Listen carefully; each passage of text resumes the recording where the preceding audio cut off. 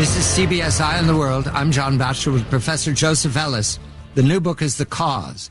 And this is a view of the war fast forward because the people participating in this war are thinking about it all the time. They don't even see it as a war. It's seen as a rebellion in London. It's seen as the cause in Boston. However, other cities, New York, Philadelphia, Charleston, have different opinions, and we'll touch upon them as we go forward. There is a battle, though, that will determine everybody's early thinking. That's Bunker Hill, where the British are badly beaten up, though they win the day by driving off the militia. Now comes George Washington to take command, and his vision is for an army, a disciplined army. The British make a decision to withdraw from Boston as cannon arrive that they found at Fort Ticonderoga and hauled over the mountains. The commander understands that he must leave. Howe, the William Howe of the Howe brothers, remains behind. And he is ordered, or the decision is made by London. George Germain is now Secretary of State for the colonies, to move to New York. In moving to New York, Washington has an opportunity at some point to move to New York as well, to hold New York. So the expectation now is that there's going to be a battle. Professor, here is the wonderful insight that I gained from your book. New York becomes the battlefield for the payoff for both the Howe brothers and George Washington. More interesting to me is George Washington. Before the Howes arrive back with a fleet to dominate the story, why does George Washington believe New York is important? Why does he move his forces from Boston, where they're quite secure, to Long Island? He moves it because he knows, and the American Congress knows, that that's the place the British are going to focus on and attack. They know there's a British strategy to take New York, whose harbor is invaluable for the British Navy, but it will be the headquarters, and then a British army coming down from Quebec will meet a British army coming up from New York in the Mohawk Valley and seal off New England.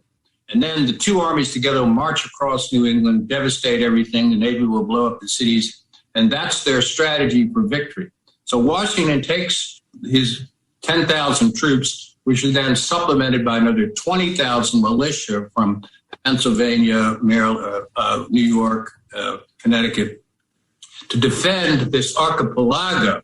Notice New York is a set of islands, and any military assessment of the terrain should have informed Washington that this was an indefensible position. And he receives that information, but the truth is he doesn't think he has any choice. He believes in civilian control of the military. He's got to defend Long Island and then Manhattan. And so he proceeds to try to do so, and in the process almost loses the war in the first month of the actual combat. George Washington wants an army, a disciplined army. This is his thinking of the future. Why? What did it mean to him? He recognized that the delusion that militia could compete successfully with British regulars was, in fact, a delusion, and that unless we put together an army that was a draft that produces an army large enough, he thought we could easily produce an army of 60,000 troops. He never got more than 12 to 15,000. They refused to draft. And that absent that, it was going to be a protracted war. If you gave him 60,000, we could end the war in a year or two, he thought. Hamilton agreed. But if you don't, I'm not going to be able to do anything more than sort of hold our own, and it becomes a different kind of protracted marathon conflict. The Howe brothers, they're a fascination to me, Professor, for the first time. They're not the enemy. They're us. These are Englishmen versus Englishmen. This is brother versus brother. William and Richard Howe are charged by George Germain to win the war in one battle, to end it, to crush it. However, they're also peace commissioners. What are they thinking as they approach Washington's army in Long Island in the summer of 76? What is in their ambition? Their ambition, and it's a very appropriate question. They don't want to destroy the American army. They don't want this to be like Scotland and Culloden. They want to bloody the army's nose, demonstrate to Washington and his army and the Continental Congress that the Americans can't win, and then sign a peace commission that ends the war and go home as diplomats who've successfully ended this war. As a result, because they have that attitude, there are multiple occasions during the Battle of Long Island and Manhattan that General and William Howe and his brother, who's an admiral, could have sealed the traps shut, and they choose not to do that. They don't want to see the war as walking across the dead bodies of Washington and his staff. They want to see it as they're walking up, shaking hands with them and wishing them well back into the British Empire. In some ways, Washington and Howe should have changed places. Washington was too aggressive. Howe was too cautious. It's a moment in the war. If Howe had been more aggressive, it could have ended badly right there and then for the Americans.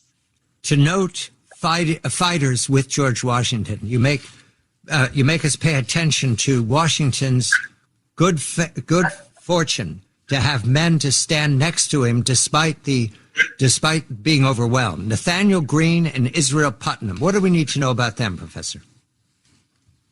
Nathaniel Greene is the bigger of the two. He's the one man that Washington said, if I go down, Greene, I want to replace me. He's a Quaker from Rhode Island who starts out as a private or a sergeant, and less than a year later, he's a general. And it's a measure of how it would have never happened in the British Army. But he's simply gifted. And later on in the war, the tactical campaign he runs in the Southern Theater, it's the most brilliant tactical performance by any American officer during the war. But from the beginning, he understands the kind of war this is going to be, and he becomes a member of Washington's council, who often offers Washington advice on several occasions when Washington's honor-driven sense of himself would commit him. Washington believes like a challenge to war is like a challenge to duel, and you've got to do it. And Greene is trying to tell him, no, you have to choose your spots here, and becomes, I think, the most thoughtful of his generals. Putnam is a veteran of Bunker Hill, who's an older man who doesn't, after the first year of the war, play much of a role, but remains a sort of hero because of his performance at Bunker Hill among all the Massachusetts people. The battle on Long Island is a complete defeat. You make very good case that the miracle is not the crossing of the Delaware and the attack on the Hessian mercenaries in December of 76. The miracle happens between the night of August 29th into August 30th, 1776, as Washington falls back. Washington often talked about providence. Is that what he meant? That the weather that changed, the wind that shifted, the Marbleheaders, is that what he means by providence? In this instance, absolutely. He needs to get across the East River to take his troops off of Long Island and escape the trap. The British Navy, if it catches them in the process, can destroy them all. And thank God the British are pretty much asleep and a withdrawal of this sort is very difficult to do because you have to do it in pieces. And the wind had to be right in the current of the river. A fog had to descend over the entire battlefield of Long Island at that time. And everybody who was party to that said it was like all of a sudden, God was on our side and we made it across. But the reason I think it's more strategically significant than the famous crossing of the Delaware a few months later is if he doesn't make it across, the war could be over. At least the Continental Army would have been completely annihilated. And now we can't play the tape and see what would have happened, but more was at stake in that particular operation. And it was what he called a standing miracle. The standing miracle means that Washington survives despite this more fighting all the way up the island of Manhattan. The Howes leave an escape hatch, and Washington takes it. He gets some of his force off of the island, crossing north into what is now the Bronx. However, what's ahead of them is nothing but defeat and setback, the Trenton Matter exception. The book is The Cause, The American Revolution and Its Discontents, 1773 to 1783. When we come back, Valley Forge. I'm John Batchelor.